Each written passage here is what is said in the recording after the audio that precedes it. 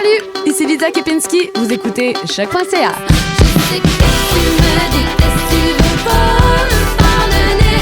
Baby, je suis qui je suis, cherche pas à me changer.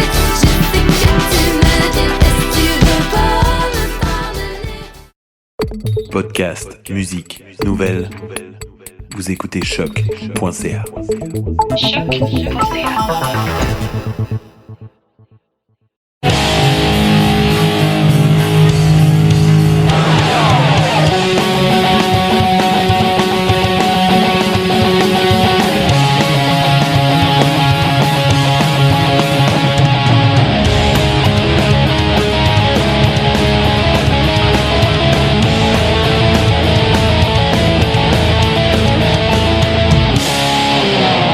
Salut tout le monde, bienvenue sur le Clash Podcast, le podcast qui traite de punk rock québécois. Encore une fois aujourd'hui, on a un super bel épisode, mais juste avant, je vais prendre un petit 2 minutes pour remercier Monsieur John Genier de 22. John m'a donné plein de trucs de 22 à faire tirer aux membres Patreon. Donc, gros merci, John, pour la commandite de cet épisode-là, parce qu'il faut mentionner qu'en ce moment, il n'y a pas longtemps, en fait, 22, l'album de Dudes of Hazzard, a célébré son 20e anniversaire. Puis il y a une réédition vinyle qui vient juste de sortir sous New School Records et Thousand Islands Records. Une super belle édition remasterisée par Monsieur Vincent Côté. Cet album-là a 20 ans, puis je m'en souviens, il me semble que c'est pour cet album-là, mais il avait fait la tournée 1, 2, 3 Punk avec comme Rise Against, Belvedere, puis Mute à l'époque. Le band est encore actif. Je crois qu'il va avoir comme quelques shows à annoncer plus tard cette année. Allez vous procurer la réédition de The Dudes of Hazzard. C'est un super bel album. Moi, je m'en souviens, quand cet album-là est sorti, je travaillais au Archambault de Laval et il y avait des racks plein de cet album-là, puis on les remplissait régulièrement. C'est vraiment, on va dire, un album fort pour le punk rock québécois. Je pensais que ça avait vraiment été big à l'époque. Il faut aussi mentionner que sur cet album-là, sur The Dudes of Hazzard, il y a des membres qui aujourd'hui sont encore actifs, soit dans 22, soit dans The Lookout, soit dans Bring the Light. Fait que c'est vraiment un album qui a comme créé des précédents pour qu'est-ce qu'on vit aujourd'hui. Donc, allez sur le Bandcamp de 22, acheter leur musique. Ils ont vraiment des t-shirts super cool. Puis d'ailleurs, justement, John il m'a donné plein de trucs qui vont être attirés pour les membres Patreon. Fait que j'ai des t-shirts, albums, collants et tout. Fait que si vous voulez 3 pièces par mois sur le Patreon, puis vous allez avoir la chance de gagner quelque chose de 22. Puis je pense que je vais être obligé de faire comme 2 tirages parce qu'il m'a donné vraiment beaucoup de stock. Donc, merci beaucoup, John. Allez checker 22. Puis pour aujourd'hui, à l'épisode, on reçoit le groupe Drab, des membres que vous allez probablement connaître de d'autres projets. En fait, Drab est un projet qui est né des cendres de Oak Hearts et de Barasso. Entre autres, aujourd'hui, Dan, que j'ai reçu déjà 2 fois, que ce soit pour Les Mains Sales et aussi pour The Sober Dawn, le spécial que j'ai fait un petit peu avec la gang aussi de Octoplot. Donc, vous pouvez vous référer à ces épisodes-là pour plein d'informations complémentaires sur le sujet. Sinon aussi, il faut mentionner Louis-Simon Bastien, que j'avais pas pu recevoir quand j'avais reçu Barasso la fois qu'il était passé au podcast. Donc, je suis vraiment content de le recevoir aussi aujourd'hui, ainsi que Philippe Goyette, qui n'avait pas pu être là non plus pour Barasso à l'époque. Puis, j'ai vraiment beaucoup de questions pour ces deux-là parce qu'ils ont eu beaucoup de projets que sûrement vous connaissez du passé, en fait. Et aussi, évidemment, Dan, comme j'ai mentionné, et Julian, qui ont été dans Oak Hearts et plein d'autres projets aussi. Fait que c'est vraiment un gros épisode. En ce moment, j'enregistre cette intro-là. Je regarde un petit peu mes notes que j'ai préparées pour ça, puis c'est une espèce de casse-tête, encore une fois. Ils ont tellement participé à plein de projets que ça va être un épisode super intéressant. Puis je pense qu'on va dénicher des belles informations sur notre scène punk rock locale avec eux autres. Bon, fait trêve de jasage, on va aller tout de suite en musique avant d'écouter l'entrevue avec Drab. On va aller écouter la chanson Glacier, la première pièce qui est sortie d'un probablement EP qui s'en vient bientôt pour Drab. Donc, on se voit tantôt. Bonne écoute!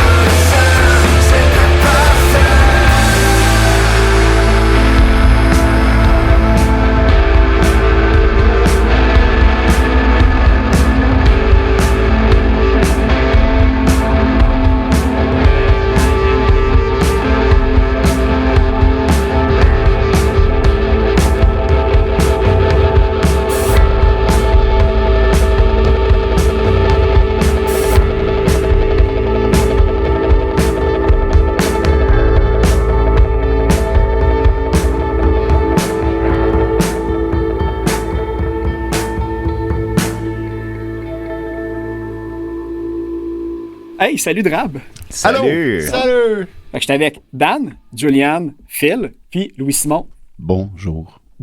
D'ailleurs, en plus, je checkais tantôt, je me disais, je vais écouter Glacier une fois de plus avant de venir au podcast. Puis, fait intéressant, vous êtes juste pas loin de Drake, à une lettre proche. Fait que peut-être vous allez avoir comme plein d'écoutes à cause que du monde qui tape Drake, qui font un typo, puis qui tombe sur Drab, puis qui écoute votre Tout est prévu. Tout est prévu. On est à une lettre de Drake. Ouais. Exact. Ça fait des bons t-shirts On à est une aussi à lettre. une de Drake. lettre de crabe, fait que... C'est ça que j'avais dit au début. J'avais dit entre Drake et Crabbe. Et voilà. Voilà. C'est bon. Mais c'est pas ça. Juste, tu sais, c'est une question vraiment comme cliché, mais je m'y ai pensé tantôt à quel point que le nom, vous vouliez que. Parce que la chanson qui est sortie à date, Glacier, c'est quand même assez, tu sais, flottant, relax, mais tu sais, intense, puis on va dire dramatique. Mais pourquoi le côté Drab? Mais le côté drame, en fait, c'est le nom n'a pas rapport avec le style qu'on fait. Là. C'est ça qui est drôle, c'est que là, on a sorti un premier single, mais les gens savent pas ce qu'on fait. Puis c'est cette chanson-là, en plus, on avait peut-être pensé la sortir après les deux autres parce qu'on a enregistré 3 en même temps. Et puis, au final, la stratégie, c'était pas de sortir Glacier en premier, mais moi puis Dan, on s'ennuyait, puis là, on voulait sortir une toune. Parce que Phil était pas là, puis Julian aussi travaillait. Dans le temps des fêtes, tout le monde travaille. Fait que là, on a décidé de sortir Glacier last minute, puis finalement, on a trouvé que c'est une super idée parce qu'elle sort un peu du lot. Là, les gens, ils pensent que toute notre musique va être un peu down de même, mais c'est pas ça, tu sais. Fait que c'est le nom du band n'a pas rapport avec le style pour le moment, puis c'est vraiment un hasard qu'on s'appelle comme ça. Ben moi, tu sais, je l'ai mis dans la playlist. Tu sais, je fais un récapitulatif de toutes les tunes qui sont sorties dans la scène locale, du punk et des styles adjacents. Puis il y a 2 personnes, la semaine passée, qui m'ont nommé les bands qui ont retenu le plus de ma liste, puis Drab, c'en était un. Fait que, tu sais, comme ça ressort quand même. Puis, tu sais, il y a genre 175 tonnes, je pense, sur ma liste en plus. Là. Ben, le truc, c'est toujours de sortir en dernier. Ouais, mais c'est comme ça, peut-être qu'il était... Il a peut-être fait reverse playlist qui ont commencé par la dernière, puis c'est rendu à 4e, puis c'était juste ça. C'était ça la stratégie. Ouais, c'est ça. Ouais. Parfait. Puis là, moi, je m'en souviens quand que... tu sais, parce qu'il y a comme une moitié qui était dans Barasso, l'autre dans Oak Hearts.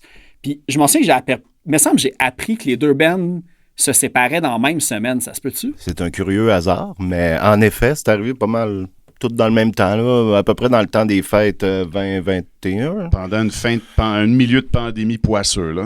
Ouais.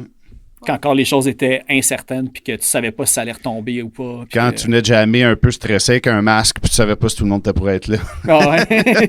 En forme. Ouais, c'est ça. Puis ça a pris combien de temps que les 2 bands, après la séparation des bands, que vous commenciez Drab? Parce que j'ai vu que ça fait quand même déjà 2 ans que ça a Ouais. commencé, fait que ça a l'air affûté Ça un fait peu. 2 ans. C'est qu'en fait, quand Barasso est mort, tu sais, moi, de mon côté, je cherchais peut-être à me partir de quoi de différent. Et puis, je n'avais parlé à Phil. J'avais demandé à Phil, t'es-tu willing? Et puis, il a dit, oh, oui, toujours willing. Fait que parfait. Fait que là, j'avais Phil de mon bord. Fait que là, après, il fallait que j'aille recruter d'autres amis. Et puis, là, j'ai repensé au volet pendant Barasso. Je me suis dit, hey, il me semble que Dan, quand je le voyais, il était cool. Parce qu'on se connaissait pas bien, tu sais. Puis, on se voyait en show, puis tout ça. Puis, on s'est toujours bien entendu. On t'avait engagé pour faire notre roadie, c'est ça? Oui, au Franco. C'est ça, au Franco. Super Puis, soirée, finalement. J'ai pas changé de maudite corde, mais j'ai bu à peu près 12 bières. T'étais backstage avec les places les plus confortables. C'était pas très confortable, je C'est ça. dirais. Mais Entre 2 plantes à côté sur un ampli. Fait que c'est ça, j'ai pensé à Dan, puis là, j'ai écrit à Dan, j'ai fait « Hey, salut, blablabla, on jase un peu, je sais pas si ça t'intéresse, mais tu sais, on est en train de checker, moi, puis Phil, de partir de quoi d'autre, tu sais. » Puis là, lui, sa réponse a été non. Et ça l'intéressait pas, il se partait de pas de son bord, Lucie. On avait essayé de continuer aux carts, Mathieu, Julian, puis moi, on s'était dit, bon, ben, on continue-tu les 3 ensemble? Fait que on a essayé, mais je pense que, je sais pas, c'était pas le bon mois. Personne n'avait le moral à ça. Personne n'était prêt à se repartir. Sauf peut-être moi. Fait que je pense qu'à un moment donné, j'ai écrit à Louis et j'ai dit, c'est quoi tes tunes? Tu m'as carrément écrit, c'est quoi tes tunes, man? On le part-tu, là? Bon, fait que je m'ennuyais, tu sais. J'avais besoin de jammer régulier, de jouer régulier. Fait que j'ai dit, c'est quoi tes tunes? Ça, je me demandais parce que là, tu sais, les 2 bands, tu sais, qui sont tombés actifs, puis comme un autre qui arrête, puis que là, un autre band part, y a-tu comme des chansons de Drab qui partaient de trucs que vous aviez déjà chacun de votre côté, Ouais, un petit mais peu? Parce que je reconnais un ouais. peu dans le son des ça. affaires de vos anciens projets, évidemment. Là, mais- En fait, ce qui est arrivé, c'est que moi, en repartant, en ayant l'idée de repartir un projet, je me suis mis au défi d'écrire des tunes pour la première fois de A à Z. Mettons, avec Barasso, j'en avais écrit une couple. Solo ou ce qu'on complétait ensemble après, tu sais, et puis, mais là, comme j'étais pas mal on my own, tu sais, j'ai décidé de me donner le défi d'écrire 3-4 tunes de A à Z. Et puis après, comme ça, c'était comme ça que j'étais pour recruter du monde, tu sais, je veux dire, comme au départ, j'étais allé chercher Andrew Bilodeau, shout-out à toi, Andrew, qui c'est un drummer de Saint-Jean. Et puis, je l'ai approché, puis j'avais pas le choix, tu sais, pour attirer des nouveaux musiciens, j'avais pas le choix d'avoir de la musique. Et puis, t'as beau dire, je veux faire quelque chose qui ressemble à ça, mais au final, il fallait que je me mette au défi d'écrire des tunes. Ce que j'ai fait, j'ai proposé ça à Andrew. Il a dit oui, Phil, il était dedans. Fait que là, Dan, après, il est arrivé. Et puis, ces chansons-là, il les a changées au fil du temps. Et puis, après, ben ça permet que tout le monde, on avait une base ensemble pour comprendre un peu dans quel bain on allait se lancer. Puis j'ai toujours bien dit, ces chansons-là sont là, je vais en écrire d'autres, mais ce qui est important, c'est que c'est une page blanche drabe, puis c'est une place pour tout le monde pour écrire, pour composer. Et puis, donc, il y avait des tunes au début, mais comme Glacier, c'est le meilleur exemple d'une tune qu'on a composée live au local. On est arrivé, on a branché les instruments, c'était comme un jam on a juste jammé pour se dégourdir, puis ça a donné du premier jet Glacier. Mais ça feel comme ça aussi, dans le sens que, tu sais, c'est quand même une toune de plus de 5 minutes, je pense. Ouais. Il y a comme une progression. Fait que c'est vraiment comme une toune que vous sentez que là, il y a la montée, puis vous savez que vous allez la finir. Tu sais, que c'est vraiment été construit 100%. comme ça, comme un... Et puis, c'est justement, comme je dis souvent aux gars, parce que quand on l'écoute, puis on est très fiers de cette chanson-là, parce que c'est justement l'exemple de ce qu'on veut atteindre, de si on était capable d'en faire plus souvent, ben c'est juste une question de temps, en fait, de prendre le temps de le faire. Mais c'est cette chanson-là où on se retrouve tous dedans, là, à 100%, tu sais. Je pense que c'est un bon exemple de notre symbiose, là, cette chanson. Qu'on a réussi à aller chercher, tu sais. C'est ça, tu sais, Ouais. on s'est pas parlé, on s'est juste mis dans notre bulle, puis ça a donné ça avec l'énergie qu'il y avait dans le local. On l'a enregistré, puis on l'a pas enregistré sur le coup parce qu'on faisait juste se réchauffer, puis tout de suite après, c'est comme non, on la rejoue tout de suite, on passe pas à d'autres choses, on la refait, et puis après, c'était le défi, souvent, c'est d'aller capter cette énergie-là qui a été faite comme à l'improviste, comme ça, improvisé justement, plus, et puis on a travaillé là-dessus, on l'a peaufiné. On entend le côté, on va dire, plus mélancolique de Oakarts, mais on entend aussi, tu veux pas comme dans les sons de guide, puis tu sais, dans la voix. Tu sais, je sais que c'était beaucoup Jonathan qui chantait dans Barasso, mais la tienne, elle se compare quand même pas mal à ça. Ouais. Des fois même, c'était à s'y méprendre quand on écoutait les albums de Barasso. Fait qu'on entend vraiment les deux mondes se rencontrer. Il m'a tout appris, Joe. On entend peut-être un peu aussi le côté plus abrasif de Barasso. Oui. Mais est-ce que vous composez, parce que là, tu sais, vous avez tout composé dans d'autres bands, mais je sais pas si vous allez tout chanter. Vous avez toutes vos tunes. Comment que ça fonctionne un petit peu, la dynamique? J'ai comme défi, moi, de défi personnel de composer de la musique, de composer des tunes chez moi. Et puis, mais plus ça va, moins je mets de temps là-dessus, puis j'apporte les tunes un petit peu moins touffues, si on veut. Parce qu'avant, je composais les chansons chez moi avec un loop de drum, des tracks de guitare, toutes les tracks, comme une à gauche, une à droite. Puis c'est vraiment dans l'optique de, me donner un défi, mais deux, aussi de sauver du temps. Tu sais, avoir un band autour, on a tous une moyenne d'âge autour de 40 ans, là, on se voit une fois par semaine. Fait que si on a toujours dit, Drab, on va prendre ça pour le fun, mais on le fait sérieusement. Une fois par semaine, composer from scratch, je pense qu'on va se perdre, tu sais. Fait que le but, c'est justement d'avoir des guidelines, des bases. Puis tu sais, j'amène une toune, puis c'est toujours avec 6 paires de gants blancs. C'est comme, est-ce que vous l'aimez? Est-ce que ça vous intéresse de travailler ça? Parce que sinon, on passe à d'autres choses, tu sais. C'est vraiment... Moi, j'apporte ça de mon bar. C'est mon défi d'apporter des tunes. Les jams, ils partent d'un coup au lieu que peut-être des fois, tu as des jams que c'est juste plate de jammer parce que ça clique pas cette semaine-là. C'est comme une semaine de perdu, puis tu t'en vas de là, puis t'es comme un peu déprimé. Voilà. Tu sais, moi, j'ai fini là, de faire 15 minutes sur un gros mi. Là. Ça me tente pas. Là. Je suis juste tanné de ça. Ça l'aide parce que Louis arrive tout le temps. Ben, Louis, souvent, c'est la plupart du temps à date, c'est lui qui arrive avec des idées, là, mais il arrive avec une structure qu'on a déjà écoutée avant d'arriver au jam. Fait qu'on part pas, comme dit, on sauve du temps, on part pas à zéro. Puis après ça, souvent, ça se peut que, peu importe, Dan ou n'importe qui, Julian, il échange, mettons, le mood, le tempo pour un bout. Fait que là, la chanson, on n'est pas... elle peut revirer de base sur un 17, ça peut tout changer aussi. Ouais. Mais c'est le fait d'arriver avec déjà quelque chose, puis qu'on sait dans quelle direction qu'on s'en va, Ça donne un coup de main. C'est vraiment ça le trip parce que jamais je trouverais ça intéressant d'arriver avec des tunes puis dire bon mais ça les boys by the way c'est ma tune puis on change rien. Ça serait c'est carrément l'inverse. Ces bands-là fonctionnent pas longtemps où il y a beaucoup de roulements de personnel. Ce serait l'inverse de ce que je voudrais faire. Il y a un bon 30% de nos chansons que c'est des discussions. On discute beaucoup, genre. On fait beaucoup de bruit avec nos bouches pour se donner des exemples. Puis, on peut, dans un jam de 3 heures, on peut passer 1 heure à juste parler, puis s'expliquer les chansons, puis essayer d'avoir une vision. Puis souvent, c'est avec des images aussi. Puis tu sais, toutes les idées sont considérées, toutes. C'est ça qui est important. On a tous eu des bands dans le passé où les idées faisaient pas leur chemin, ou des fois, tu parles dans le bar, ou des fois, tu sens que tu pourrais amener la toune ailleurs. Fait que ça devient un réflexe aussi. J'ai souvent eu des bands où les chansons, on avait de la misère à les transformer, à les amener ailleurs. Puis là, jusqu'à date, Drab, c'est vraiment le contraire. Il va y avoir une chanson au début, mais de jam en jam, il y a Phil qui va apporter une idée de punch où ça change carrément la dynamique. Julian va dire « Ah, mais je la descendrai un peu en tempo, celle-là. » Puis on travaille tout là-dessus. Puis il n'y a pas personne qui va dire non à une idée. Il faut toutes les essayer. Puis la plupart du temps, on les essaye puis on les garde. Ouais, parce que là... Ouais, excuse Julian. Non, mais ce que j'allais dire, c'est ça, c'est que plus souvent qu'autrement, c'est vraiment plus une question de zone, tu sais, de se trouver en tant que band, plus que l'aspect playing individuel, puis des passes ou des peu importe, passes de drum, passes de git, whatever. C'est vraiment question de symbiose, de synergie de band. Puis comme Dan disait, c'est vrai qu'on passe un bon moment souvent, genre, tu sais, sur 1 heure, ça peut être quasiment le quart du temps, genre, jaser sur qu'est-ce qu'on fait, tu sais, vraiment, là, puis descendre le tempo, whatever, tu sais, c'est quasiment plus technique, un peu plate, mais c'est... je disais comme... J'avais vu, j'imagine sur votre Facebook, que vous disiez que vous avez quand même pris assez de temps pour trouver votre son. Fait que j'imagine c'est que ça qui est considéré là-dedans. En essayant des trucs, puis des fois, tu sais, c'est niaiseux, mais c'est aussi le fun mettons, de tasser une idée qui mène à quelque chose de vraiment constructif, c'est cool, mais même une mauvaise idée, je trouve ça le fun qu'on ait pris le temps de l'essayer puis de faire « OK, c'est vraiment pas une bonne idée. » Elle va peut-être être bonne ailleurs. Ah, c'est ça, exact. Là. C'est vraiment ça le trip de jouer de la musique. Ça faisait longtemps que j'avais envie de voir ça.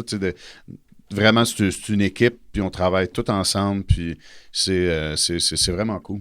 Ben, c'est parce que si tu veux travailler comme ça, je veux dire, comme band, comme unité, c'est que ça prend du temps. Ça a pris... Je me suis joint... on joue ensemble depuis un peu plus qu'1 an. Ouais. Puis, ça fait quelques mois que...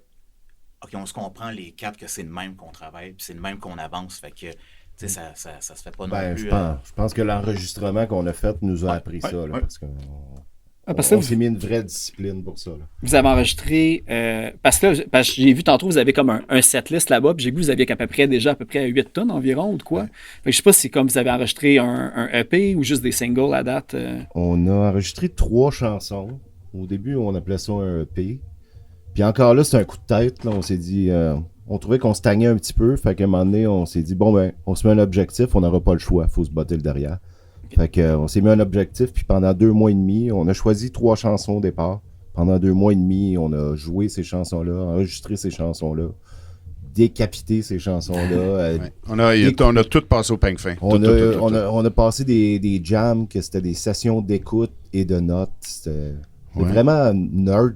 Chose que j'avais jamais faite dans aucun de mes projets, puis je pense que personne ici. C'est le fun. Ben, ça fait qu'on est arrivé en studio, puis on les a fait live, ces tunes-là. Ça, c'est toutes les tunes, les trois qu'on va sortir sont live, pas d'édit. Mais c'est ça. Pour ce vrai, sera pas un EP. Ça paraît pas. Là, fait que... Ce sera pas un EP, en fait, c'est qu'on a choisi de sortir les 3 chansons, une par une, en single, avec un artwork différent, puis un vidéo aussi qui va avec. Puis après, sûrement, qu'est-ce qui va arriver? On va en réenregistrer 3 autres plus tard. Et puis, on va refaire la même chose. Puis, à un moment donné, peut-être ça ira sur une plate à quelque part, mais pour le moment, c'est pas ça. Puis, c'était-tu... parce que là, vous êtes allé en studio, vous dites que ça avait été comme des one-take en groupe. Ben, je sais que Barasso, les derniers, c'était tous vous autres qui l'enregistriez. C'est ça? Parce que recordait dans votre local ou c'est quoi, le manoir Cujo? Là, ou quelque chose le manoir comme ça. Cujo, ouais. Fait que c'est quand même une autre ici, dynamique. le manoir Cujo. Ah, pour vrai? Ouais. Je suis à l'intérieur du manoir Cujo. Ouais. C'est bon, attends, bienvenue. J'absorbe le moment. OK, c'est bon. Absolument. Parfait. Ouais, c'est ici. Fait que c'est une autre dynamique complètement que, tu sais, je sais que je sais que Dan, j'ai vu que tu avais déjà travaillé avec Ryan Battistuzzi une couple de fois aussi dans le passé. Fait que c'est comme Avec un petit Ocarts, peu... entre autres, on a enregistré avec Ryan à chaque fois. Puis je sais que j'ai vu JP Villemur qui a fait le master, puis ça, c'était comme avec Barasso. Fait que, est-ce que vous avez comme fait un compromis? Moi, je trouve le studio, puis vous autres, le mastering. Ben, c'est venu des discussions. Moi, je connaissais pas Ryan. De mon côté, Barasso, on n'avait jamais travaillé avec lui. Moi, personnellement, je le connaissais pas. Puis c'est Dan qui est arrivé avec Ryan. Il a dit, regarde, j'aimerais ça aller voir mon chum. J'ai fait, moi, j'aimerais ça qu'on aille voir mon chum. Fait qu'on pourrait enregistrer ici au local. La dernière formule qu'on faisait avec Barasso, c'est ça, on enregistrait au local. Puis on a envoyé ça à JP Villemur qui, lui, faisait des miracles avec des shit tracks. Là. Fait que c'était une belle façon de s'autoproduire. Mais Dan, après, quand il est arrivé avec l'idée de retourner voir son ami Ryan, au début, c'est une très bonne idée, en fait. C'est comme devenu d'aller dans un studio puis de se botter le cul puis d'être prêt parce que enregistrer dans un local, t'as jamais besoin d'être prêt. C'est comme un jam. Il n'y a pas cette deadline-là qui s'en vient. Même si tu dis, OK, là, samedi, on enregistre, t'as toujours la chance de pouvoir revenir ou le refaire. Tandis que là, d'aller dans un studio, ça faisait énormément longtemps. C'est depuis Armand Frontal, je pense que j'avais pas mis les pieds dans un studio. En fait, c'est Ryan qui a suggéré qu'on enregistre live. J'ai fait entendre des maquettes qu'on avait fait. En fait, des lives qu'on avait enregistrés ici. Puis, mais c'est plus organique. Comme ça. En tout cas, d'entendre Glacier, ça fait beaucoup de sens. Vous n'avez pas le choix. Si vous êtes à l'aise, moi, je vais vous taper live parce que ça va mieux sortir. Oui, puis c'est quand même assez pas mal d'expérience pour être capable de le faire aussi. Là, ça... Ouais, mais il a fallu travailler fort, mais je pense que ça a été la meilleure chose. Vu qu'on savait qu'on avait cette approche-là, c'est un peu pour ça qu'on s'est plongé à temps plein quand on venait de jammer sur ces 3 tonnes-là puis les gosser parce qu'on savait que. On ne voulait pas se péter la gueule, mais on n'avait pas... un budget énorme. Ouais, puis 40 000 heures de studio à faire. Fait que quand on arrivait là-bas, on savait qu'il fallait que ça goal. Puis c'était pas là qu'on allait se demander « Hey, toi, Dan, à la kit, cette bout-là, tu slides-tu ou ben non? » Non, il y a eu des heures et des heures d'écoute dans nos chars, d'appels, de FaceTime, à 2 minutes 13, c'était l'affaire. Ouais, totalement. Je suis là-dedans en ce moment, puis à chaque fois, je suis comme pauvre Simon, qui édite notre musique et le podcast d'ailleurs. Merci Salut Simon. Ouais, c'est ça. Mais c'est ça, c'est la première fois que moi, personnellement, je suis avec du monde qui, en cachette, eux autres avec, dans leurs autres bands, auraient aimé vivre un trip comme ça. Genre. Ben, le classique de quand t'as une bonne pré-prod, t'es prêt, tu y vas, puis tu peux même te... Technique, si tu repars dans d'autres affaires. Puis, une technique un peu Beatles, là, tu sais. Si tu regardes le film Get Back, des fois, dans notre local, ça a l'air de ça. On s'ostine, on se chicane, il y en a un qui est magané de la veille. C'est quoi, vous êtes les 3 tabourets autour du drum, puis vous personne n'a quitté. Puis Julian, il est là, puis pendant 4 heures, il dit rien, comme dans Personne n'a quitté, mais Phil des conflits d'horaire souvent. Fait que c'est un peu pareil, finalement. Une affaire, je voulais savoir aussi... ben là, tu sais, je vais commencer par Julian puis Dan.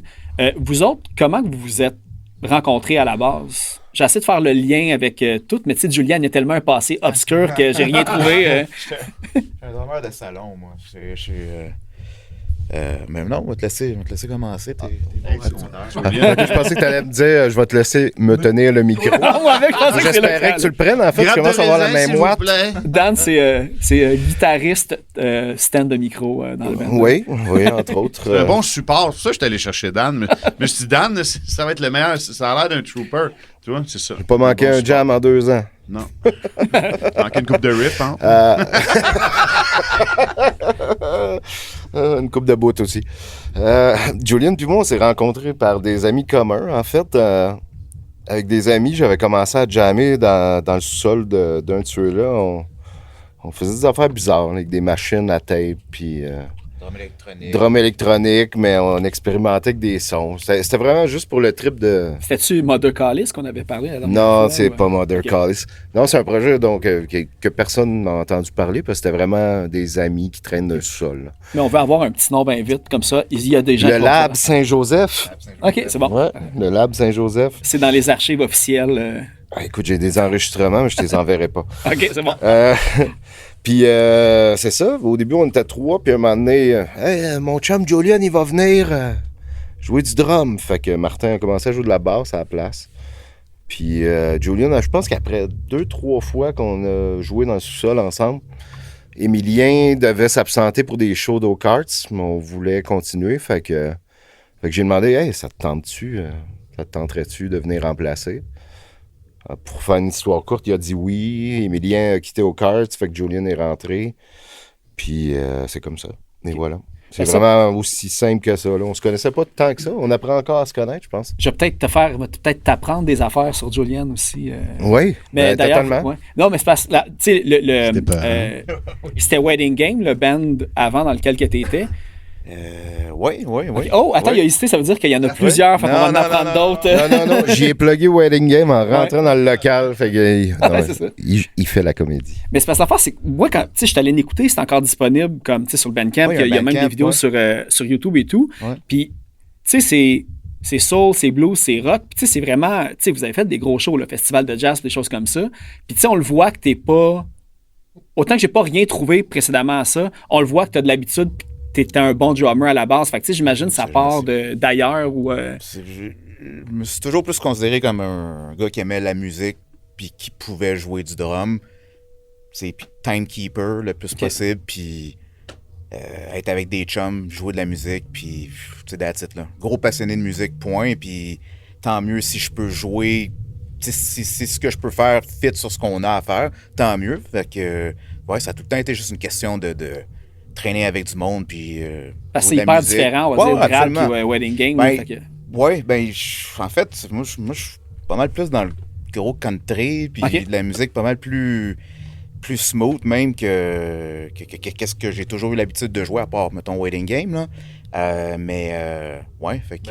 T'as des bonnes bases dans le post-rock, post-hardcore. Ouais, tout ce qui est, les classiques 90s, si tu veux, là, tu sais, Dans le fond, tout tu joues, t'as joué longtemps en écoutant genre de la musique avec tes headphones chez vous en jouant du drum. Ça a pas mal tout le temps été comme ça. Tu sais, commencé à frapper sur un drum genre en 5e année, pas de snare, mais avec une peau fendue, genre sur un des tomes, genre, puis ça servait de ça. Je pense qu'il n'y avait même pas d'hi-hat. Puis tu sais, juste ça a commencé de même, puis ça a jamais été, j'ai jamais pris ça trop au sérieux, jusqu'à un point où je me suis dit, fais-le, mais essaie de garder le beat au moins pour de vrai. Essaie de jouer sur le clic puis tout ça. Puis ben, depuis ce temps-là, au moins, ça...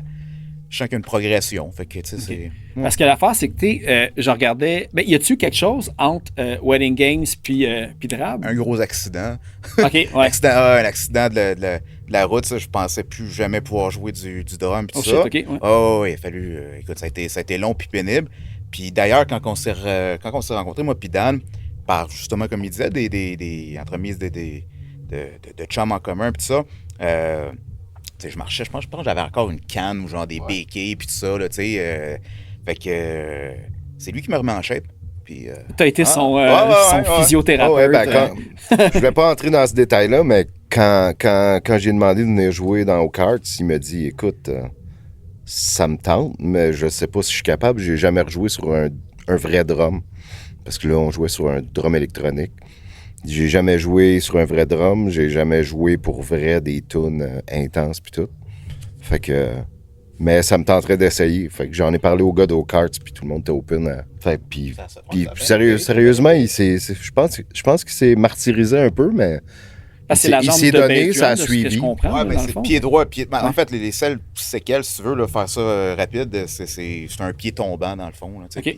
Des douleurs de petits vieux là, dans les hanches puis tout ça, mais sinon, c'est ça, c'est juste le pied, fait que je pognais à jouer pas mal plus avec la hanche, mais j'aime pas ça être assis bien haut, tu sais, bref. Mais il y a tout fallu que tu réapprennes, mais c'est ça, dès le moindrement, quand tu joues du drum puis que ton banc est un peu trop bas, ça te fuck tout. Exactement. Fait que si je voulais vraiment optimiser ça techniquement, il faudrait que je joue pas mal plus haut pour jouer avec la hanche sans me fatiguer, mais j'ai ça, je suis pas capable, je suis pas assez bon pour commencer à tout, c'est ça, exactement. Fait que... Dan est arrivé avec ses élastiques puis ses ballons de yoga, puis il t'a roulé la jambe dessus pour te rééduquer. Écoute, il a enfilé mon bas droit une couple de fois.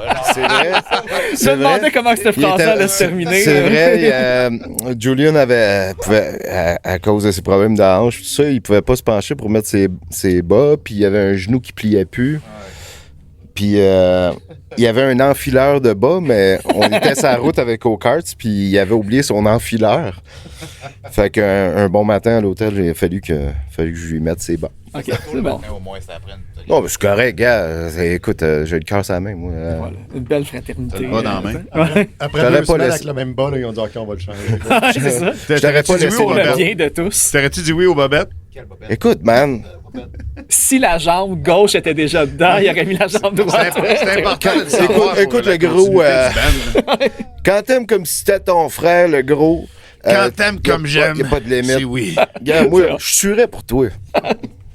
Et là, j'essaie de voir parce que j'étais sûr que. Parce que Wedding Game, avec qu'est-ce que je vois, eux autres, ils t'ont rencontré de où? C'était des amis proches ou ils t'avaient vu déjà jouer dans d'autres trucs? Ou, Non, c'est tout le temps des amis, Ok. d'amis. Tu te rends compte, tu te mets à jaser de musique. Hey, j'ai des tunes, pis tout ça. Ok. Ça, c'était mon chum Louis Drolet. Il y avait un paquet de tunes. C'était vraiment lui, c'était vraiment des... Ça, c'est lui qui composait Ouais, ouais, avec. ouais, avec Venise. Venise, ouais. Venise Row, ouais. Puis, tu sais, c'était des tunes, je veux dire, tu sais, t'écoutes, c'est catchy, c'est Ouais, ouais. let's go. Puis j'ai dit, Chris, man, let's go, man, on essaye de quoi. Puis, je sais plus trop après ça la suite, là, exactement ce qu'on a décidé de faire. Je sais pas si on était allé enregistrer un peu ou whatever, mais on a fait pas mal de petits shows à gauche et à droite. Fait que, ouais, c'est ça. C'est des amis hein, qui te parlent. Puis qui... Parce que ça, ben, j'ai vu, tu sais, comme vous avez ouvert pour The Damn Truth, puis vous avez fait le Canadian Music Week aussi. Puis tout, Ouais, tu sais, c'est c'est quand vrai. même des gigs pas Je pires. m'en souvenais plus, ça. Ouais. Ouais. Festival de jazz, de Damn Truth. Man, je savais rien de ça. Music Week à Toronto. Ouais. Puis, Cachotier. attendez, moi, je vais dire la grosse affaire que j'ai trouvée à ce Oh. sujet-là. Leur tune Walk By Me a joué dans la galère. Ça, c'est avant. Ça, c'est vrai, Ah, ça. ok. Ça. Non, mais c'est vrai. C'est vrai, mais...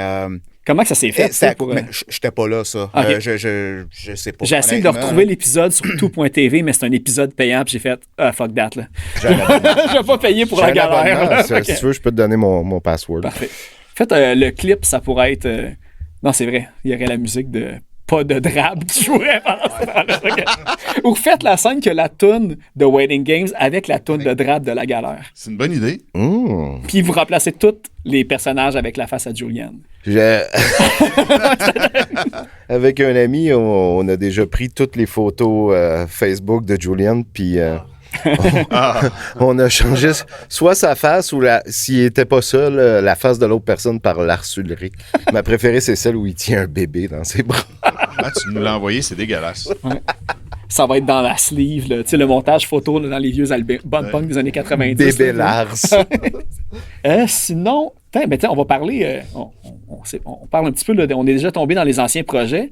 Puis, tu as déjà parlé d'Armand Frontal, Louis Simon, mais moi, un des bands, j'ai trouvé avant ça. Non, c'est vrai, c'est pas moi qui l'ai trouvé. Parce que j'ai stalké à cause que j'ai comme un encyclopédie dans mes contacts Facebook nommé Martin Charon qui a comme beaucoup d'informations. Oh boy, la voûte sans fin. là. Hey, oui, vas-y. Puis moi, il m'a parlé de Madinka, puis j'ai rien trouvé là-dessus. Rien trouvé. Hey, je me demandais si t'étais pour trouver quelque chose là-dessus. Eh oui. Écoute, c'est mon Guys Connection à moi. C'est. Mais très. C'est très- quoi, genre, toutes vos noms de famille, c'était Madinka, puis... Non, ok, on ça n'a va. pas fait ça, par exemple. Non, on n'a pas fait ça. Écoute, Madinka, c'était très, très, très formateur pour moi. J'avais quoi, 17 ans? Et puis... Fait que premier band officiel. ouais, ok. premier band officiel, tout de funk vêtu. C'était dans on était dans le gros Ça, c'est ton funk band Red Hot Red Chili Hot, là. Peppers. Oh, vrai, ok, ouais. Ouais, mais Slap. vous étiez, si je peux me permettre, une petite. Ah, mais là, je te l'ai demandé si t'étais dedans, toi, avec. Non, j'étais pas dedans. Non, mais je veux dire, tu sais, c'est différent évidemment de ce qu'il fait les autres projets qu'il y a eu par après, mais sauf qu'à cette époque-là, tu sais, genre, c'était de loin le band qui torchait le plus, là. Je pensais que t'allais dire le plus On était funky. le band alternatif de Saint-Jean. Ben, pas Ok. alternatif funk, mettons, si on veut. Mais musicalement, je veux dire, nous autres, on avait des bands, on jouait tout du punk rock, fait qu'on faisait 3, 4, 5 accords, puis tu sais, on avait tout le temps les mêmes structures. Eux autres, Chris, ils faisaient des covers de Red Hot Chili Peppers. Vous aviez quoi? T'avais quel âge? 16-17. ouais. Puis tu jouais la bass depuis Ouais. le début aussi. Fait que... Ouais, en fait, ouais, c'est ça. C'est un projet où on est. Ouais, je me suis. Moi, c'est Jean-François Lagu, mon cousin, quasiment mon frère, Ça, qui, c'est lui, le c'est le drummer sub, ouais, dans le drummer de fond. sub, Ok. exact. Et puis, le deuxième drummer de sub, si on y va chronologiquement. Et puis, lui, à un moment donné, il me dit « Hey, je connais un gars je connais un drummer qui cherche un bassiste, puis... Fait que finalement, on s'est ramassés ensemble, puis avec un autre dude qui s'appelle Richard Trahan, et puis un autre ami, Guillaume, et puis on a parti ça. C'était bien le fun. Ça a été très, très, très formateur. On a commencé par des covers des Peppers, des covers de Jane's Addiction, toute cette bague-là. Puis, fait que très alternatif années 90. Alternatif 90, ouais. 100%. Puis on a fait un album. No More, c'était, non, pas Fate No More. On n'allait pas là parce que Richard Trahan, c'était une voix très Perry Farrell, très aiguë et très Red Hot Chili Peppers. Fait que c'était vraiment notre bague. Et puis, ça a été ma grosse influence personnelle, Red Hot Chili Peppers, de 10 ans jusqu'à 18 ans, genre, avant de rentrer dans Jamie, j'en ai joué en crise de ça. Mais... Madinka, c'était ça. C'était un band francophone de funk rock. Fait que, voilà. Mais vous faites comme beaucoup de shows. Avez-vous des démos d'enregistrés ou de quoi? On a un disque. OK, parfait. On a un disque. Ouais. Parce que de la manière que t'en parles, ça n'a pas de l'air gênant pantoute, dans le sens que t'as quand même l'air d'être fier, autre que c'est un vieux band. Ça avait l'air d'être quand même fiable. Là. Je vois pas comme t'as pas la main d'en face, la tête baissée. Non, et justement, il faut embrasser notre histoire. Ouais. On dirait qu'il faut l'aimer puis il faut l'accepter. Puis honnêtement, c'est vrai qu'il n'y a rien de gênant. C'est juste que des fois, quand je le réécoute, je me dis peut-être que j'aurais fait ça autrement. Peut-être que, tu sais, tout ça, mais honnêtement, je suis très fier de cet album-là. Ça avait été enregistré à Saint-Jean. Studio Nico. Studio Nico, ouais. Ça c'était le studio sur le bord de la traque de chemin de fer. Oui, exactement. Ça a été enregistré là. Puis, je pense Sub, Third Fall, des affaires de c'est là qu'il y avait enregistré. Exact, on a tout enregistré là. Et puis, non, Madinka, c'était le premier chapitre de ma carrière de musicien. Puis, avez-vous fait des shows avec d'autres bands qui ont... Tu sais, avez-vous ouvert pour des gros bands ou des choses comme ça? Pas des gros, non. Je pense que, tu sais, surtout dans ce temps-là, on était une genre de bébite où même, oui, je pense qu'on était respecté par... Mais tu sais, la scène punk rock était tellement puissante quand elle est arrivée que ça... On était pas mal des gens d'aliens un peu dans notre monde, là, tu sais. Je pense, oui, on était respecté par nos amis musiciens parce qu'on le faisait bien, je pense qu'on faisait. Mais au final, on faisait ça fitait pas, on fitait avec aucun autre band. On allait jouer justement avec des bands alternatifs ou punk rock de la scène qui montait. Fait qu'on était toujours un peu la petite bébite bizarre. Fait que, à un moment donné, c'est ça, j'ai reçu un coup de fil de Yannick Carpentier, le chanteur de Jamie à l'époque, puis parce que Danny Côté, le bassiste, s'en allait. Puis là, ça a été ça. C'était « Hey Louis, ça te tente-tu de rentrer? » Puis là, c'est là que j'ai mis le funk sur la tablette, puis j'ai pris le rock, puis j'ai mis ça de l'avant. Ben, c'est ça. Ça, je me demandais parce que Jamie, c'est venu par après, puis t'étais pas là nécessairement au début. Non. 2 EP puis un album, de ce que j'ai calculé à peu près. Oui. Puis là, l'affaire, on va encore parler de Martin Charon parce que j'ai comme trouvé beaucoup de trucs par rapport à... En fait, j'avais trouvé ça quand j'avais fait l'entrevue par rapport à Sub, comme quoi que il avait parlé que vous aviez fait le Polywog. Je sais pas si tu étais là pendant ce temps-là. Moi, j'étais dans la salle. Ah, OK. À ce moment-là, j'étais dans la salle au Polywog, dans le pic de Jamie. Ça, c'était avec l'ancien bassiste qui s'appelle Danny Côté. Et puis, ouais. Parce que ce que j'ai vu, c'est qu'à cette édition-là, c'était Redcore qui avait gagné. Puis qu'est-ce qui avait fait pencher dans la balance? C'était... d'ailleurs, fun fact... On vient juste d'arriver on a appris, dans un gros party.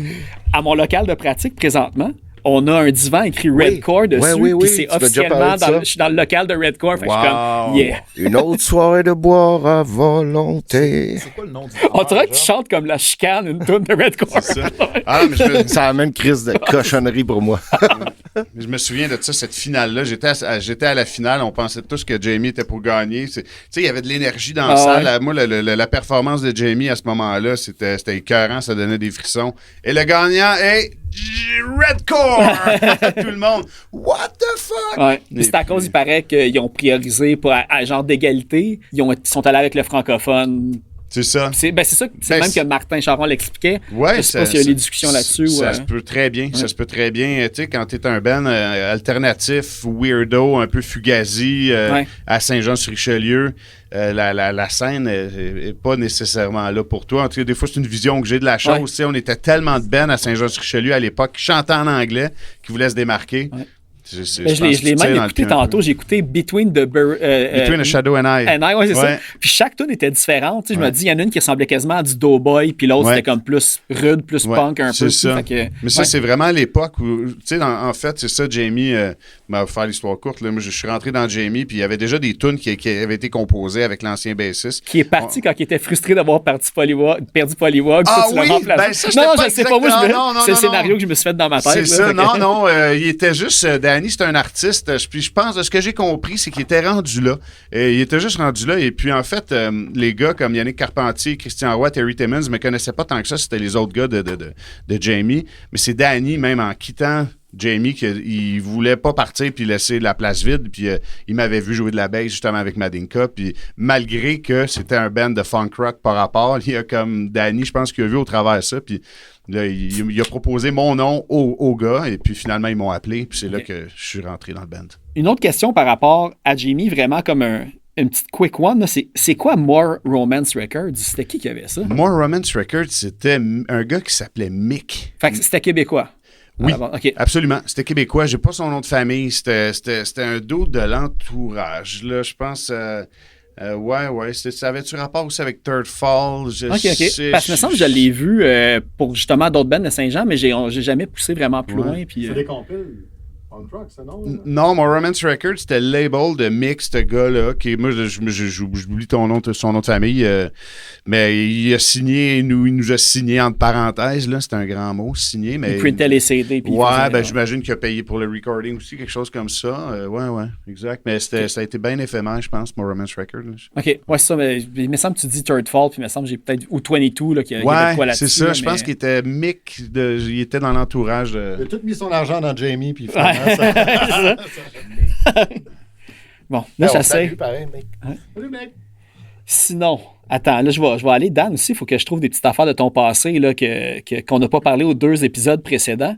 Oui, c'est ça. Je voulais savoir parce que en essayant tout le temps de trouver comme des bands, peut-être qu'on n'a pas parlé précédemment, j'ai vu que tu connaissais Daniel Aubu qui chantait dans Oak Arts depuis comme vraiment longtemps. Puis vous dites que c'était comme finalement vous aviez un projet que vous avez parti ensemble après genre 15 ans ou quoi de même. Mais aviez-vous quelque chose ensemble avant ou vous vous connaissiez juste comme ça? Ben, moi, je jouais d'un band. Lui, il jouait dans Young and Lost. Okay. Puis on se côtoyait à Alix. Je faisais du bénévolat à Alix. Dan traînait dans ce coin-là souvent. Fait que j'ai connu Young and Lost, j'ai connu Dan. OK. Fait que pas et Mathieu, qui jouait dans Oak Arts aussi, à la base. Je les ai connus en même temps à cause de Young and Lost surtout. Okay. Puis non, mais c'est ça, Dan puis moi, un moment donné, on a reconnecté, on s'était perdu de vue un bout de temps, on a reconnecté, faisait plus de musique. Moi non plus. On voulait faire de quoi, puis la vraie histoire, c'est qu'un soir, il m'a appelé pour venir me rejoindre. J'étais au show de Streetlight Manifesto. Lui, il sortait du Centre Bell. Il m'a appelé pour venir me rejoindre là-bas pour qu'on prenne une bière puis qu'on fasse semblant de jaser de ça. On parlait de jouer ensemble comme la semaine d'après. Puis semblerait-il que je ne l'entendais pas au téléphone, fait que j'ai dit « Ah, va donc chier », puis j'ai raccroché. Fait qu'après ça, un autre 5 ans s'est passé sans qu'on se parle, puis c'est là qu'on est parti aux cartes. Fait que Dan puis moi, c'était comme des amitiés sporadiques. OK, ouais. Mais t'as mentionné Lix, par exemple, puis une affaire, j'ai vu, là, par exemple, c'était Breathless Scream. Puis ça, il fallait que je te le pose, parce que je me souviens pas si je te l'avais posé précédemment.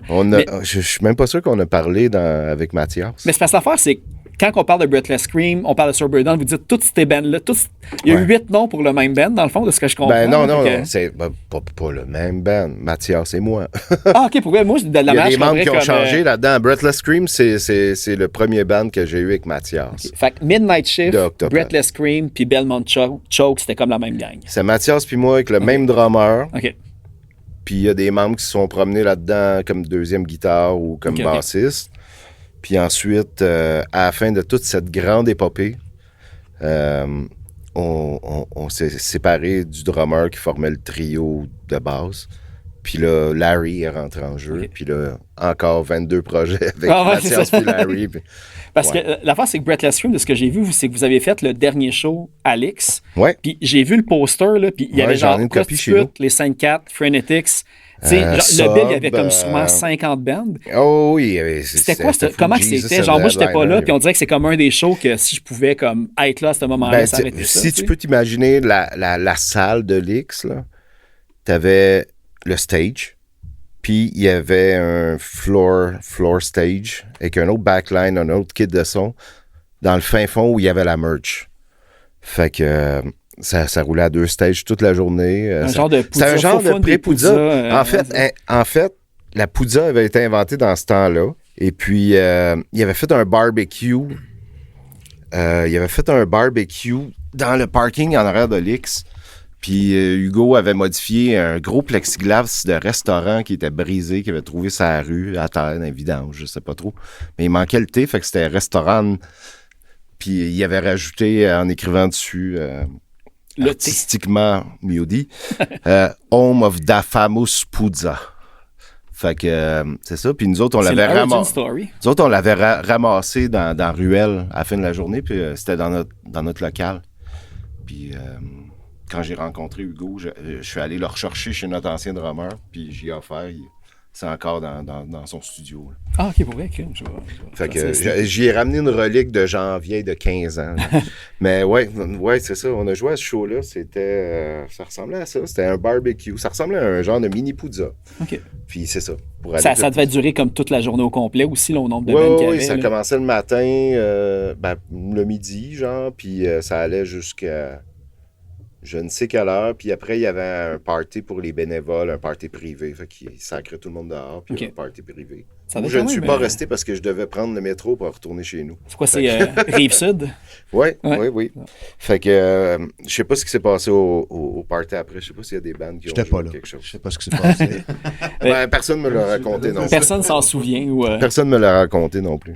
Mais là, tu sais, t'as parlé de Hugo, puis ça, je pense qu'on n'a comme pas vraiment parlé dans les autres rencontres qu'on a faites, mais il y a Power Nap, dans lequel que les deux, vous avez joué. Tu sais, puis l'histoire est contée, là, comme quoi, je pense que c'est Fred Jacques qui était parti en voyage, puis vous avez décidé de partir ça sur le fly pour comme... Ouais, je travaillais pour Miracle. Puis, tour manager, en fait, dans je suis devenu tour manager pour Miracle. Mais avant ça, j'ai rencontré Hugo une soirée où on a... Encore l'X. En fait, c'était des retrouvailles des anciens de l'X. Puis finalement, j'ai passé la soirée assis à table à jaser avec Hugo, puis on a pris le boss ensemble après. Puis il m'a demandé c'est quoi ton album préféré de Jawbreaker? Puis après, il m'a dit en tout cas, si ça te tente de jammer, on préfère de quoi? T'as eu la bonne réponse. Écrit des tunes. J'étais comme OK. Ouais. Là, je l'ai pas pris au sérieux, puis on s'est revus comme deux fois après. Puis il m'a dit la même affaire. Fait qu'à un moment donné, Chris, peut-être qu'il est sérieux. Fait que j'étais allé jammer avec lui, on a écrit une couple de tunes, puis Hugo a recruté du monde qu'il trouvait cool aussi, genre des bands que je côtoyais aussi. Fait que c'était le monde de Grayson Robbers. Puis Frank qui a joué aussi dans Sainte-Cat pendant un bout de temps. Ouais. Fait que on a fait ça, mais tu sais, Power Nap, c'était ça. Là. En fait, on devait faire le EP qu'on a fait, on devait enregistrer ça, le sortir, tuer le band. Ouais, mais c'est ça que j'avais compris, c'était comme un one-off, puis that's it. Puis finalement, par les contacts de Hugo, on se le cachera pas, on a profité un peu des gens qu'il connaît, puis Mike Park voulait sortir notre EP sur Asian Man Records, fait qu'on a sorti là-dessus. Fait que, OK, on va jouer un peu de bar. Peut-être dans la grande famille. Fait que finalement, on s'est dit, on va être le band le plus ridicule ever, on va faire que des festivals, mais tu sais, personne nous connaît, c'est pas comme si c'était un méga réunion, genre At the Drive-In qui fait tous les festivals qui reviennent ensemble puis Refuse une année, tu sais. Donc, on est juste des estinobodés, mais on fait que des festivals. Fait que c'est un peu ce qu'on a fait, à part quelque chose. Fait que Power Nap, ça a été ça. C'était éphémère. C'est que, je sais pas si c'est sorti, mais il était censé avoir un split avec Break Anchor, comme l'autre projet du monde de Suicide Jason Machines. Navarro, ouais, c'est ça. Ça a-tu eu lieu? C'est-tu moi qui ai comme eu non, ça sur ça n'a pas eu lieu. Eux autres, il y a des choses qui se sont passées de leur bar, puis nous autres, ça s'essoufflait un peu de notre bar aussi. Là, quand tu te prends pas trop au sérieux de même, à un moment donné, le pas sérieux le prend le dessus. Le pas sérieux prend le dessus pas mal, puis il n'y a plus de jam. T'as pas vraiment de local de jam, fait que il n'y a pas d'endroit clé, fait que ça s'est évaporé, mais il n'y a personne qui saillit, c'est juste ça s'est évaporé. Ouais, c'est ça. Il y a tellement d'histoires comme ça que... c'est ça, c'était pas sérieux, c'était ça. On fera ce qu'on fera, puis on s'en calisse. Il y a toujours... On a sorti aussi un autre EP après, aussi, qui est sur Bandcamp. Ah, OK, on dirait que j'ai pas... OK, je vais aller refaire les 3 recherches. chansons, c'est les 3 dernières chansons qu'on a faites. Puis on a enregistré ça en même temps qu'il y a un cover de Classics of Love qui est sur une compil. Ah, OK. Ouais. Fait que c'est sûrement par après aussi que Classics of Love sont arrivés au Poudza, puis c'était comme un peu sur la wishlist Non, du c'était Poudza. avant. Ah ouais, C'était ok. avant qu'ils ont joué au Poudza, oui. Mais c'était comme, justement, c'est avant, puis ça a été un coup de cœur pour tout le monde. Fait que quand on s'est fait demander de faire un cover d'un band qui est sur Asian Man pour une compil Asian Man, ben on a fait comme... Mais il n'existe plus, hein, je pense. Ou ça a jamais... Classics of Love? Ouais. Il me semble qu'il Ou est ça sorti quelque arrête chose pas, comme en mais 2022, qui... 2023, Ok. ben c'est plus le même band. Ok. Je sais pas. Ah non, je mélange avec son autre band qu'il y avait précédemment, qui était aussi Kamen ska punk. Rider? Ouais, exactement. Ouais. Kamen Rider, non. Sinon, Philippe, il y a une affaire que tu as parlé tantôt que je veux savoir un petit peu comment que c'était parce que tu as parlé de la période avec les marmottes et tout. Toi, dans cette période-là qu'on a parlé, qu'il y avait comme les problèmes avec la maison de disque et tout, puis que ça devait être vraiment une vibe weird. Toi, comment que tu le vivais? Tu étais dans les marmottes, mais il y avait comme toutes des affaires bizarres qui se passaient en même temps aussi. C'était quoi le mood? Ben, le mood, je pense pas que ça a changé peut-être des choses sur ça avait peut-être un peu un frein sur, mettons, l'élan, mettons, que le band avait, mais nous autres, on continuait à faire des shows et tous ces trucs-là, fait que c'était super cool, l'ambiance. Martin était plus là à ce moment-là. Mm-hmm. Quand j'ai commencé à jouer, j'ai fait quelques shows avec Martin, puis après ça, c'est Charles Comeau qui l'a remplacé, puis on a été un bout à faire ça, puis tu vois, au début... La seule chose que ça a changé, c'était notre approche. On se demandait, bon, on fait quoi? Vu qu'on ne peut plus faire... qu'on était en litige, on avait commencé à faire des nouvelles tunes. Fait qu'à la fin des marmottes, on faisait des tunes de l'attaque, mais il faisait partie du setlist. Fait que c'était un peu... C'était ça un peu le mood. On se demandait juste, mettons, qu'est-ce qu'on fait? Est-ce que les marmottes vont mourir? Est-ce qu'on part un autre projet pour faire fuck off toutes les complications, mettons, si tu veux, qu'il y a avec François et tout ça? Fait qu'à mon souvenir, je pense que pour le mood dans le band, parce que Je savais pas que tu dis 2 ans, je pensais pas que ça avait été aussi long que ça, même. Aussi long que ça avait duré autant que ça. C'est peut-être moi qui est perdu, mais au moins 1 an facile. Puis après ça, avec l'attaque, on a fait... Avant même que l'album soit enregistré, là, on a fait des shows et tout ça. Puis quand il est venu le temps d'enregistrer, c'est ça, moi j'ai quitté le band puisque je savais que j'allais pas continuer après. Fait que finalement, c'est... Comment il s'appelle? Je m'en rappelle plus. Rob. C'est Rob, je connais pas son nom de famille, mais qui est embarqué dans le band un petit peu avant de puis là, lui a fait ses propres tracks, là, puis ces affaires-là. Fait que... Puis une affaire très cool que j'ai vue, t'as même remplacé dans Sub pour une tournée canadienne. Fait que t'as été et dans les marmottes et dans Sub dans le même petit laps de temps. C'est quand même pas pire comme... Dans le même... Dans le même petit laps de Goys. C'était après, mais ouais. Il y avait... c'était après les marmottes. C'était la tournée pour le Grind Tour. C'était avec Mad Caddies, Satanic Surfer. Puis il y avait une autre bande de Fat Record aussi que je me rappelle pas. Fait qu'on a fait... Ouais, j'ai vu cette tournée-là. Je t'ai vu en spectacle. Ouais, Phil. on est parti de Victoria. On a fait 14 shows. 14 shows en 16 soirs. C'était vraiment comme une petite run de lait de feu. Puis c'était jusqu'au BC ou... On est parti de Victoria, puis ça finit à Montréal. Okay. On a fait, mettons, Victoria, Vancouver... Calgary, en tout cas, toute la run du genre. Ça devait être intense, ça, de brûler à la fin, probablement. Beau dodo. Non, mais sur le coup, il y a une journée qu'on avait... au début, en fait, on est parti, on a fait 3 jours de route non-stop pour se rendre là-bas. Puis après ça, il y avait 2 journées qu'on avait des journées off, mais tu sais, fallait faire de la route. Là. Souvent, on avait un genre de 6-7 heures de route à faire dans la journée, mais ça a fêté pas mal. Mais ça, on était quand même disciplinés. On avait... souvent, mettons, les shows finissaient, puis on s'en allait soit à notre hôtel ou le spot où on dormait, puis on finissait notre soirée là. Mais je me souviens qu'après, genre, j'ai dormi, j'étais une semaine sur le cul. Là, genre, ok, j'imagine. On t'avait pas appelé le Grind King, justement, c'était pas toi? Ouais, c'est ça. Non, mais il y avait... comment il s'appelait? Duncan, le gars pour ceux qui nous écoutent, son visage a changé. Ouais, c'est ça. Il y avait je pense que c'était Duncan, son nom. Là, c'est lui qui... Ça me dit de quoi, moi? Ouais, Duncan, qui est Duncan Blair. Qui ouais, exactement.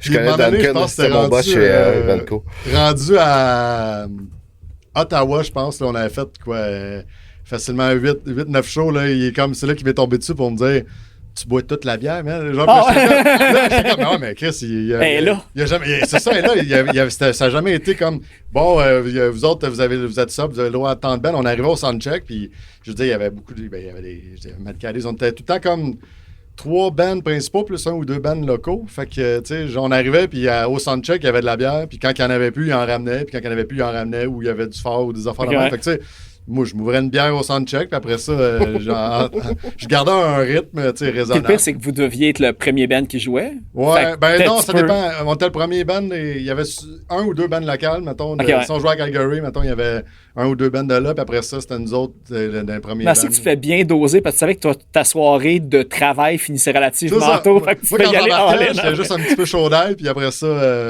Très à J'avais skanker. le smile d'en face, puis après... Ouais, j'avais le smile, mais hey, à un moment donné, on avait calculé, là, on a fait un calcul raisonnable de bière, mettons, que je bois, mettons, tant, puis c'était... Arrondi à la Oui, baisse. oui, arrondi à la baisse, puis c'était comme, j'ai bu 200 quelques bières en genre, puis j'étais comme, man, juste le nombre, comment que ça doit pas être bon pour ta santé, genre, Mais dans la jeunesse, c'est Ouais, pas pire, exact, ça c'est fait quand ça, fait même que, mais je me 15 ans rappelle de ça. que fait que- Après la tournée, genre, j'en ai eu pour un petit bout, là, genre, je sais pas si c'est genre...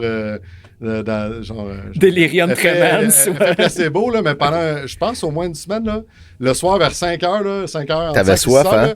là, je pognais des petits pincements à l'estomac, là, genre, Ouais. puis là, je me disais, peut-être que je devrais prendre une petite Ton bière, foie, ça il va. grattait Ouais. là, à C'est ça, l'intérieur. Hey, Ça hey, m'a- quelque chose. Ça m'a fait ça à chaque fois que j'étais allé en tournée. Fait que, ouais, c'est ça. Ok. Mais c'était bien cool. C'est malsain. Avec, c'était avec Mad Caddies puis tout ça. Fait que, tu sais, on a fait... c'était des salles... tu sais, les plus grandes salles, ça a été... tu sais, Montréal, on a fini au Spectrum. OK. Mais, tu sais, à Winnipeg, on a joué quand même... Mais, tu sais, c'était des salles en...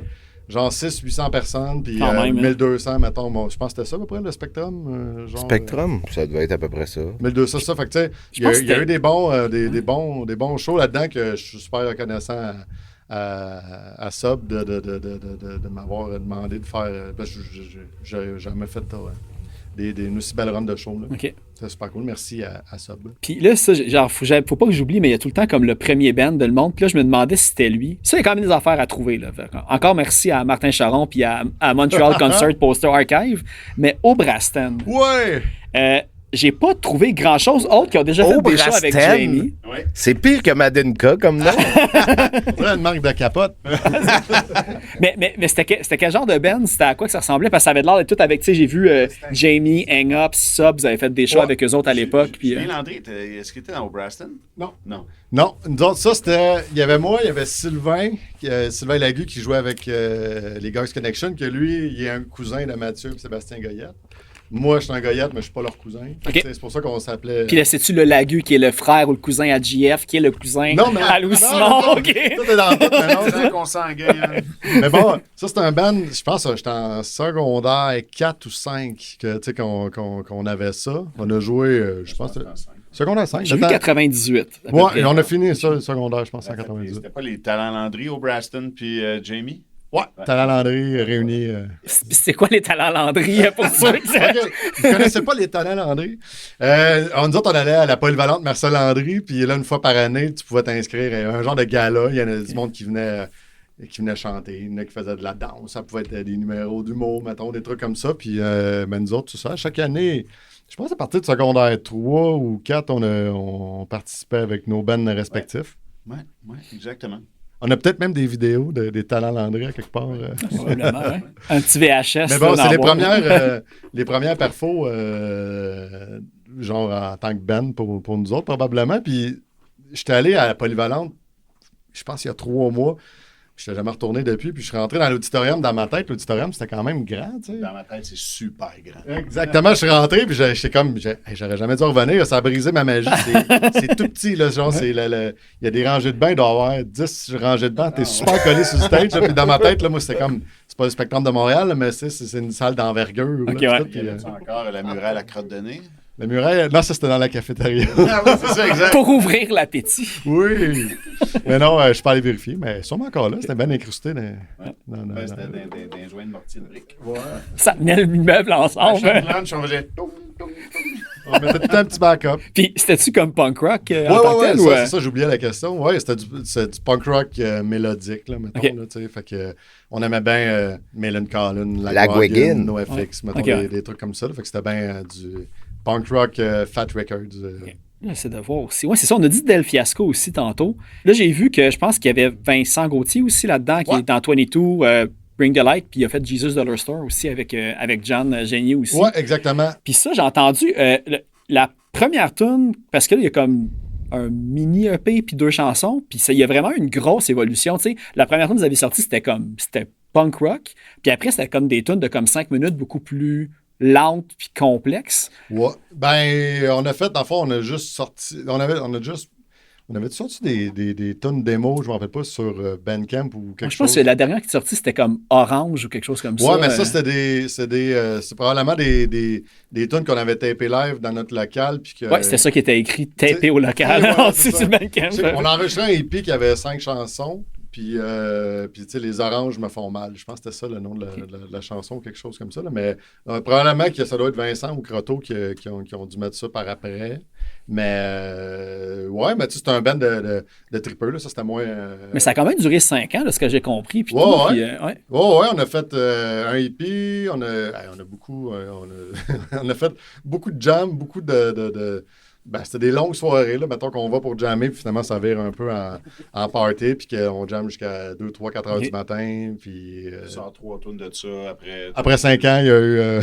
Non, ce que je veux dire, c'est que ces jams-là qui finissaient tard, souvent, on jammait puis on composait de la musique en même temps. Ouais, mais c'est ça, des fois, on sortait de là, on avait composé une tune, puis c'était Roger Ouellette qui a joué... Mais attends, mais tout était là-dedans aussi? Moi, j'étais pas là-dedans, mais l'affaire, c'est qu'à Saint-Jean, c'était... il y avait une ancienne SAQ qui est devenue un studio, puis le studio, finalement, a fermé, fait que c'est devenu un local où toute la scène musicale jouait là de Saint-Jean. Fait que le vendredi soir, t'avais à peu près 7 bands qui jammaient en même temps, donc Jamie, Del Fiasco, t'avais Capitaine Révolte qui était là-dedans aussi, Third Fall, Saveur Marmelade, il y avait énormément de bands, toutes les bands à Martin Charon, Sub était là, tous les 60 bands à Martin Charon, les bands aussi, il y avait Stinking Dogs qui était là, avec toute la scène musicale de Saint-Jean était là, c'était malade. Fait que c'est pour ça que je dis mais...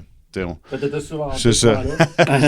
Les bands, mettons, ça pouvait arriver souvent que Louis jamme avec Jamie, puis que les autres, ils jamment, puis nous autres, on jamme dans le local à côté, puis qu'on finit la soirée ensemble, puis que ça se peut bien que finalement, on se retrouve à jammer dans le local à côté avec Louis Simon, avec Jeff Lagu, ou peu importe. Mais il y a sûrement un documentaire pour vrai à faire. S'il y a comme un vidéo, ben, tout se travaille pas sans sonorisation. Il y aurait un documentaire à faire sur chaque local de jam. Oui, mais... C'est la scène de Saint-Jean particulièrement pour la population qu'il y avait dans ces années-là, avec le nombre de bands et tout ce que ça a eu comme ramification. Au début 2000, j'ai une phrase, je me souviens. Le Seattle du Québec. Je me souviens de Régent Laplanche qui a dit « La capitale du punk rock au Québec, Saint-Jean-sur-Richelieu ».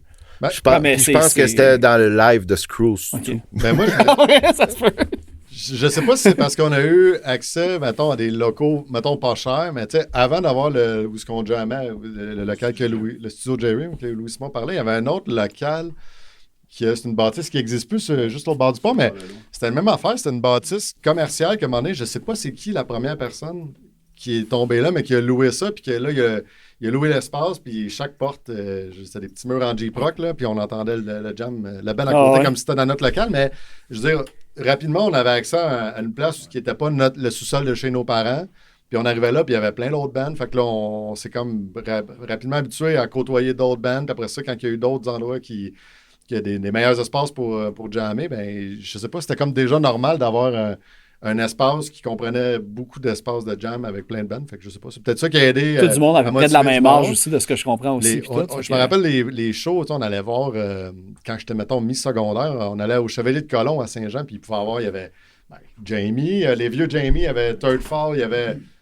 c'était quoi les bands avant? Fred Gagné, son premier band qu'il y avait avant. C'était pas... c'était Maudit.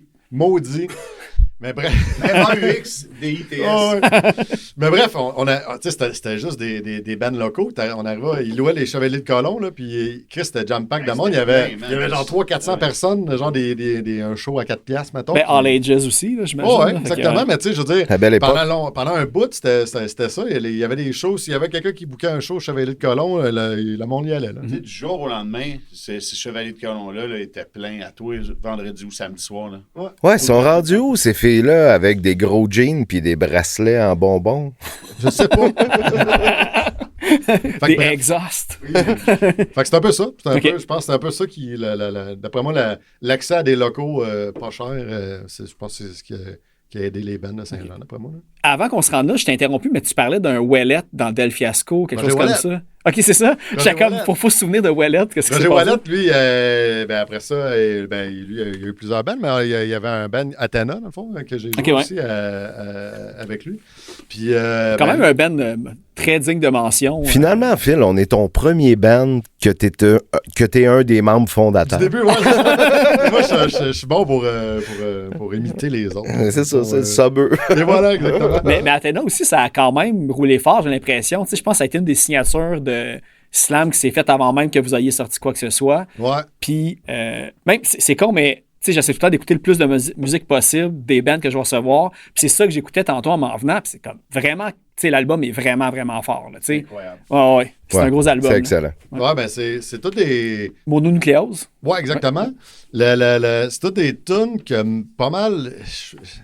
Là, j'essaie de ma mémoire qui me trahit, mais je pense que la plupart des. Je sais même pas s'il y a une tune là-dedans qu'on a jammé, qu'on a composé en band. La plupart, là, c'est toutes des tunes qui existaient que Max puis Rog. C'est fou parce que c'est qui avaient super ensemble, mais technique qui ont- en eux autres, plus. Là, Ils ont eu puis, plein de bands. Ouais, mais c'est ça, exactement. Fait que les tunes, il y en a plein que ça faisait peut-être genre 4, 5, 6 ans qu'ils existaient, puis qu'à chaque fois qu'ils ont été dans un nouveau projet, genre, il y a des steps qui se rajoutaient ou qui ont été modifiés. ben, juste à mémoriser, j'écoutais ça tantôt, juste comme les punchs de drum puis les changements de rythme. C'est quand même, je suis comme surpris que tu me dises que ça a tout été fait de même, je suis quasiment chacun de votre côté puis pas en jam parce que Ben, en fait, c'est hyper. Ça, à la base, c'est tout des tunes à Roger, mettons, puis Roger, genre, il joue super bien de la guitare, de la bass, Ok. il drum, tu sais, genre, il drum en crise. Il pouvait tout montrer en fait aux autres. Ben, c'est souvent, il y a même des tunes qui avaient fait des maquettes que, tu sais, c'est lui qui drum, puis Ok. il a fait les guides, puis des affaires de même. Après ça, tu sais, c'est fait. Je veux Il dire, fait-tu encore quelque chose aujourd'hui? Le Athena, là, ça doit faire peut-être quoi, 2 ans. Je sais pas si le band. Non, je pense qu'Athena, de ce que je comprends, ça roule plus vraiment. Non, non, mais je sais non. pas si lui. Lui a Roger, arrêté. ok. Je sais qu'il Mais a- Rod, qu'il je a sais arrêté, mais je sais qu'il pisse encore. Là. il pisse encore. Je l'ai mais- rencontré à l'urinoir récemment. Oui! C'est la première fois que je le voyais de ma vie. Est-ce qu'il se recordait? En fait, il m'a dit « Hey, c'est fucking bon, Drab », pensant me déstabiliser, parce qu'on se connaît pas du tout. Puis j'ai dit « Roger Ouellet? Tu sais, quand on se connaît, mais on se connaît pas. Ouais. Fait que c'est ça. C'est ça que c'est ça. Là, je vois que, évidemment, parce que là, d'ailleurs, il faut que je le dise, là, merci de me recevoir dans le studio. On a dit qu'on était au manoir Cujo, qui s'appelle sûrement différemment selon le band. Mais là, je vois que ma Tascam, il reste une petite ligne de pile. Fait que je vais être certain de comme poser quelques petites questions de même sur le side. Parce qu'une affaire que je voulais voir aussi, c'est que, non, je vais pas la poser parce que c'était une question de Jamie avant que tu sois dedans. Parce que j'ai vu que le nom du band, ça s'appelait Nameless avant. Fait que t'étais clairement pas là-dedans avant. J'étais pas là-dedans. Ok. Non. Fait que sinon, là, c'est ça. Je vais mentionner aussi que là, si vous êtes à Montréal, le 17 février, Blurry Eyes, Taxi Girl, puis Drab, qui vont jouer. Parce que cet épisode-là va sortir le 1er février. En Fait que fait, le monde va pouvoir le Drab voir. en français, dans la langue française, c'est un mot qui n'existe pas. Ah, pour vrai? Je Ça- l'ai googlé c'est- tantôt, c'est juste il est au- sorti. Ouais, au Québec. Ok, C'est ouais. c'est un slang. Mais On l'a fait breveter. Ah, c'est ça.